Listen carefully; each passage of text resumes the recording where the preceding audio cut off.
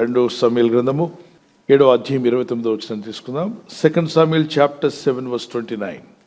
నీ ఆశీర్వాదం నుండి నా కుటుంబము నిత్యము ఆశీర్వదింపబడును గాక. ఆమేన్.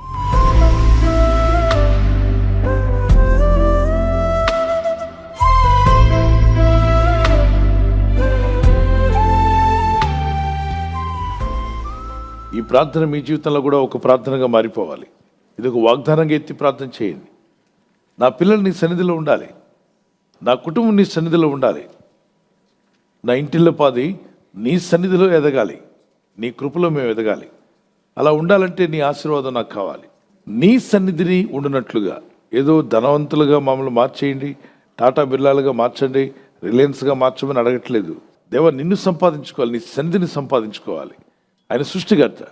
ఒకసారి ఆకాశ పక్షులను చూడండి, అవి విత్తవు, కోయవు, కొట్లలో చేర్చుకోనవు. యేసుప్రభువు వారు మనల్ని ఆకాశ పక్షులను చూడమన్నాడు, కానీ ఆకాశంలో విమానాలను చూడండి అన్నాడా? ర్యాకెట్లను చూడండి, ఆకాశంలో హెలికాప్టర్లు చూడమన్నట్లు సచ్చూరుకుంటాయి. ఎందుకంటే వాటికి పెట్రోల్ కావాలి, మనిషి కావాలి, పైలట్ కావాలి, అది ఎగరడానికి ఎంతో ఖర్చు పెట్టాలి. వాటిని చూడమల్లా ఆకాశ పక్షులను చూడమన్నాడు. వాటన్నిటిని పోషిస్తున్న నేను మిమ్మల్ని పోషించలేనా? ఎన్నో రకాలైన పక్షులు ఉన్నాయి ప్రపంచంలో, ఎన్నో రకాలైన జీవులు ఉన్నాయి. వాటన్నిటినీ సృష్టి యావత్తును పోషించగలిగిన దేవుడు నిన్ను పోషించలేడా? ఆ విశ్వాసం కలిగి ఉండమన్నాడు. ప్రార్థించండి, దేవుని దగ్గర మొరపెట్టండి. నా కుటుంబం నీ సన్నిధిలో ఉండినట్లుగా నన్ను ఏం చేయమంటున్నాడు? ఆశీర్వదించండి. మీరు ఆశీర్వదిస్తే నేను, నా కుటుంబం కూడా నీ సన్నిధిలో గడపగలుగుతాం. అంతేకాకుండా నీ ఆశీర్వాదం పొంది మేము మేలు పొందినట్లుగా, ఇదిగో నీ దాసునైన నన్ను, నా కుటుంబాన్ని ఆశీర్వదించమంటున్నాడు. దయచేసి నీ దాసునైనా నా కుటుంబం నిత్యము నీ సన్నిధిలో ఉండినట్లుగా. మీలో ఏమని ప్రార్థన చేస్తున్నారు? కొందరు ఈస్టర్కి, కనీసం క్రిస్మస్కైనా నీ సన్నిధిలో ఉండాలి ప్రభా అంటున్నారా? అలా ఉండకూడదు. ఆదివారం ఉండేలాగా కాకుండా నిత్యము నీ సన్నిధిని ఉండినట్లు దానిని ఆశీర్వదించు, నా కుటుంబాన్ని ఆశీర్వదించు. యెహోవా నా ప్రభువా, నీవు సెలవిచ్చి ఉన్నావు, నువ్వే మాట ఇచ్చావు, నువ్వు వాగ్దానం చేశావు. నీ ఆశీర్వాదం ఉంది, నా కుటుంబం నిత్యము ఆశీర్వదింపబడును గాక. మనుషుల ఆశీర్వాదాలు వేరు, దేవునిచ్చే ఆశీర్వాదాలు వేరు. ఒక పైలట్ అద్భుతమైన ఇంటిని నిర్మించుకున్నాడు. ఆయన సంపాదనతో ఆయన రిటైర్డ్ అవ్వకముందు అతని కళ ఎంత పెద్ద నిర్మాణం అంటే ఒక ప్యాలెస్ లాంటి నివాసాన్ని. ఎందుకంటే మంచి ఎక్స్పీరియన్స్డ్ పైలట్, బాగా డబ్బు వచ్చింది. అది కూడా ఊరుకు దూరంగా, పట్టణానికి దూరంగా, విశాలమైన స్థలంలో, ఎన్నో ఎకరాల స్థలంలో చక్కని బ్యూటిఫుల్ ఒక ప్యాలెస్ లాంటిది నిర్మించుకున్నాడు. Yes, mansion. అతని గుర్రాలు ఉన్నాయి, గుర్రబళ్ళు ఉన్నాయి. ఆ మ్యాన్షన్, ఆ ప్రాంతం అంతా తిరగడానికి ఉదయకాలం మళ్ళీ గల్ఫ్ కోర్ట్ ఆడుకుంటారు కదా, దానికి కూడా కోర్ట్ అన్ని కూడా ఏర్పాటు చేసుకున్నాడు. పిల్లలు ఆడుకోవడానికి పెద్ద స్విమ్మింగ్ పూల్, చాలా విశాలమైనటువంటిది ఒక పెద్ద రాజుగారి ప్యాలెస్ లాంటిది ఏర్పాటు చేసుకున్నాడు. అయితే అతను దేవుని యందు భయభక్తి కలిగిన వాడు కాదు. అతని ఫ్రెండ్ ఎప్పుడు ప్రార్థన చేసుకోమంటే ప్రార్థన వచ్చేది టైం వేస్ట్ అనేవాడంట. ఏమన్నాడు? టైం వేస్ట్, సంపాదన మనకు కావాలి, ప్రార్థన అని ఉపాస ప్రార్థన అంటావు. ఆయన కూడా కో పైలట్ చెప్తున్నప్పుడు వినేవాడు కాదు. ఇతను మెయిన్ పైలట్ కాబట్టి, కెప్టెన్ కనుక ప్రార్థనలో భక్తి. అది పాతకాలపు మనుషులరా, పాత చింతకాయ పచ్చడి అంట. ఏంటి ప్రార్థన అన్నా భక్తి అన్నా పాత చింతకాయ పచ్చడి, అది మనకు అవసరం లేదు. మోడర్న్ డేస్లో ఉంటున్నాం, బాగా సంపాదించాలి, బాగా అనుభవించాలి, అన్నీ కట్టుకోవాలని చెప్పి, చూడు నేను ఎటువంటి ప్యాలెస్ తయారు చేసుకుంటున్నానో, నా రిటైర్మెంట్ అంతా అక్కడ నేను అనుభవించబోతున్నా అని చెప్పి చెప్తూ ఉండేవాడు. ఈ కోపైలట్ అనేవాడు ఎంతున్నా దేవుడు లేకపోతే అంత వ్యర్థమన్నా, ఎన్నున్నా దేవుడు లేకపోతే అంత సున్నా అన్నా, మణులు మాణిక్యములు ఎన్నున్నా మదిలో యేసు లేకుంటే అంతా సున్నా. చిన్న కీర్తన పాడుకుందాం. మణులు మాణిక్యములున్నా, మేడమిత్రులు ఎన్నున్నా, మదిలో యేసు లేకున్నా, ఏంటి ఉన్నది సున్నా. మణులు మాణిక్యములున్నా, మేడమిత్రులు ఎన్నున్నా, మదిలో యేసు లేకున్నా, ఏంటి ఉన్నది సున్నా. చదువులెన్నో చదివున్నా, పదవులెన్నో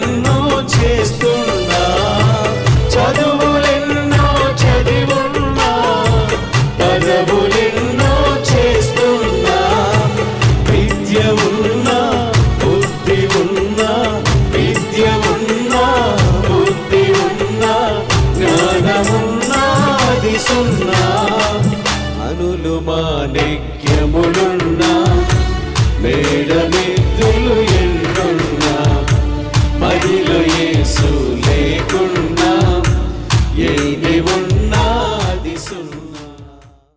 ఒక రోజున ఆయన తల్లి చెప్పిందట, ఏమనంటే పైలట్ తల్లి, ఇంత పెద్ద ప్యాలెస్ కట్టుకున్నావు, చిన్న ఫ్లైట్ కూడా నువ్వు తెచ్చుకుంటున్నావు. ఫ్లైట్ తెచ్చుకున్నాడు. నేను ఎయిర్పోర్ట్కి వెళ్ళాలంటే చిన్న ఫ్లైట్లో ప్రయాణం చేస్తాడు.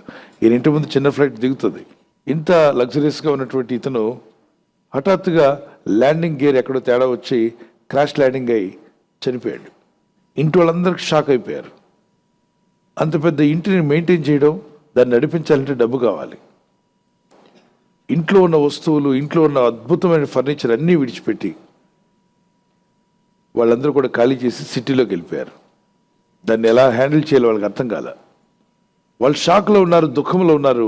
ఆ దుఃఖంలో కోలుకోవడానికి 5 సంవత్సరాలు పెట్టింది. ఈ 5 yearsలో ఆ ఇల్లంతా కూడా బోజుబట్టి స్పైడర్ నెట్తో నిండిపోయి సాలిగూడులతో ఇల్లంతా కూడా ఒక విధమైన శిథిలావస్థకు వెళ్ళిపోయింది. గమనించట్లేదా?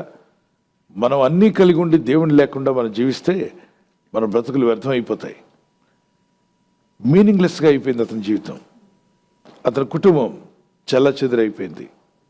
అందుకే అంటాడు ఇక్కడ భక్తుడు, నీ సన్నిధిలో నా కుటుంబం దీవించబడాలి, నిత్యము నీ సన్నిధిలో మేము ఉండాలి. మాకు ఏమున్నా లేకున్నా ఎక్కడ ఉండాలి? నీ సన్నిధిలో ఉండాలి.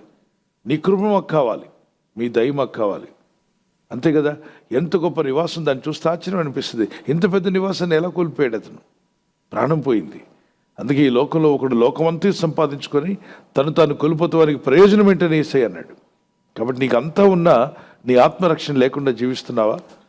నమ్మి విశ్వసించి రక్షకుడిని యేసుక్రీస్తుని హృదయంలోకి ఆహ్వానించి, ప్రభువా నీ పరిశుద్ధ రక్తంలో నా ఆత్మను, నా శరీరం, నా మనసును శుద్ధీకరించి నీ కృప నాకు దయచేయమని ప్రార్థిస్తున్నట్లయితే నీ ఆత్మకు రక్షణ కలుగుతుంది.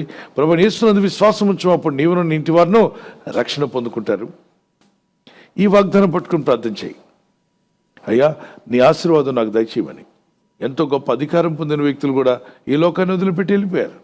మనుషుడు ఈ లోకంలో జీవిస్తాను అనుకుంటాడు, కానీ ఆ పైన దేవుడు కృప చూపకపోతే మనం జీవించలేం, ఆయన తప్పించకపోతే. మీరు అనుకున్నంత భక్తి మీకు లేకపోయినా మీ అంతరాత్మ చెప్తున్నా, యేసు సన్నిధిలో ప్రార్థన చేద్దాం. ఆయన కృప చూపువాడు, కనికరించేవాడు, క్షమించేవాడు. నీలో ఉన్న భక్తిని పెంచగలిగిన వాడు నమ్మితే దేవునికి స్తోత్రం చెప్పగలరా?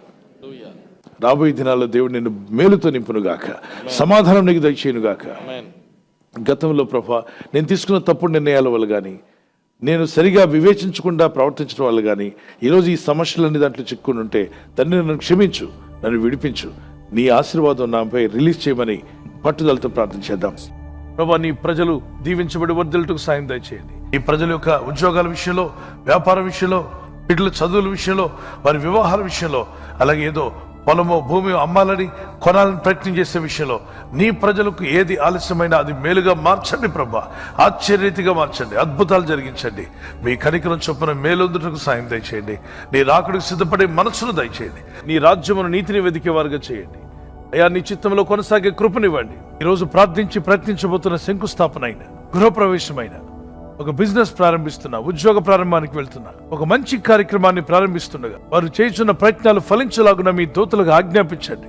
ఎవరైనా హాస్పిటల్లో ఉన్నా, ఐసీయూలో ఉన్నా ప్రభు, ఎవరైతే సీరియస్ కండిషన్లో ఉండి బాధపడుతున్నారో వారికి యేసు నామములో స్వస్థతను అనుగ్రహించండి. కృంగిపోయిన వారిని లేవనెత్తండి. మీ గాయపడిన హస్తమును చాపి వారికి ఉన్న సకల రోగాల నుండి విడుదల ఇచ్చేయి. వారిని లేపి నడిపించడాన్ని సాక్షులుగా నిలబెట్టుకోండి. ఈ ఉదయకాలం ప్రతి రోగి యేసు నామములో స్వస్థత నొందునుగాక.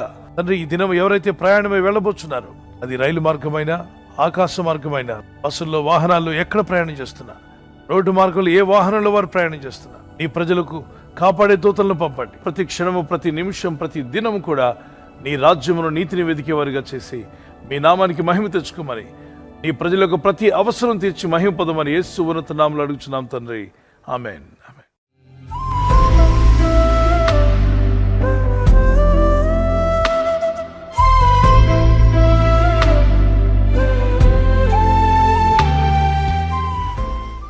ఎవరైతే బర్త్డే జరుపుకుంటున్నారో, happy birthday to you. Many more returns of the day. May the Lord continue to bless your life with a long life. ప్రభు మిమ్మల్ని దీవించి వర్ధిల్ల చేసి ఆస్వాదించి కాపాడునుగాక. ఆమేన్. మీకు ఇచ్చిన వాగ్దానం 2 Chronicles chapter 20 verse 17. 2 దినవృత్తాంతం 20:17 యెహోవా దయచేయు రక్షణను మీరు చూచెదరు, భయపడకుడి జడికుడి. Stand firm and see the deliverance the Lord will give you. The Lord is going to give you a great deliverance. You will just stand and see in prayer. ప్రార్థనలో ఉంటూ మీరు వాటిని పొందుకుందురుగాక. May happy birthday to you. Many more returns of the day. May the Lord continue to bless you. Anniversary జరుపుకునే వారికి happy anniversary. Many more returns of the day. ప్రభు రాకడ ఆలస్యమైతే silver jubilee, golden jubilee, platinum జరుపుకునే కృపా దంపతులని మీకు దేవుడు దయచేయునుగాక. మీరు ఆదర్శ దంపతులుగా ఉండి యేసుక్రీస్తు ప్రభు యొక్క గుణగణాలు లోకానికి ప్రచురపరిచేవారుగా ప్రేమానురాగాలు ప్రభు మీకు దయచేయునుగాక. లవ్ అండ్ ఎఫెక్షన్ మీ మధ్యలో అది అధికమవునుగాక. ఆమేన్. మీకు ఇచ్చిన వాగ్దానం నెహెమయా చాప్టర్ 8 verse 10. ఆ నెహెమ్యా 8-10 చూద్దాం. యెహోవా యందు ఆనందించడం వల్ల మీరు బలమందుదురు. దుఃఖపడకుడి అని ముందు లైన్లో ఉంటుంది. దుఃఖపడకుడి, యెహోవా యందు ఆనందించడం వలన మీరు బలమందుదురు. ఇక దుఃఖపడింది చాలు. ప్రభులో ఆనందించండి, స్తుతించండి, ప్రార్థించండి, భారం ఆయన మీద మోపండి. కన్నీళ్లతో ప్రార్థిద్దాం. ప్రార్థన అయిన తర్వాత ఇక ఆనందిద్దాం. ప్రభు జవాబిస్తాడని. Joy of the Lord is your strength. Joy of the Lord is your strength. ఆమేన్. God bless you. ఈ ఛానల్ మీరు సబ్స్క్రైబ్ చేసుకోవడం వలన 2 పనులు జరుగుతున్నాయి. ఒకటి, సువార్త జరుగుతున్నది, ఆత్మలు రక్షించబడుతున్నాయి. రెండవది, పేదలకు, అనాథలకు ఈ ఛానల్ ద్వారా సహకారం అందించడం జరుగుతుంది. మనం సబ్స్క్రైబ్ చేసుకోవడం వలన అందరికీ సహాయం చేసిన వారమవుతున్నాం. ఖచ్చితంగా ఈ యూట్యూబ్ ఛానల్ ను సబ్స్క్రైబ్ చేసుకొని బెల్ బటన్ ను క్లిక్ చేయండి. మీకు వెంటనే మెసేజెస్ పంపబడతాయి.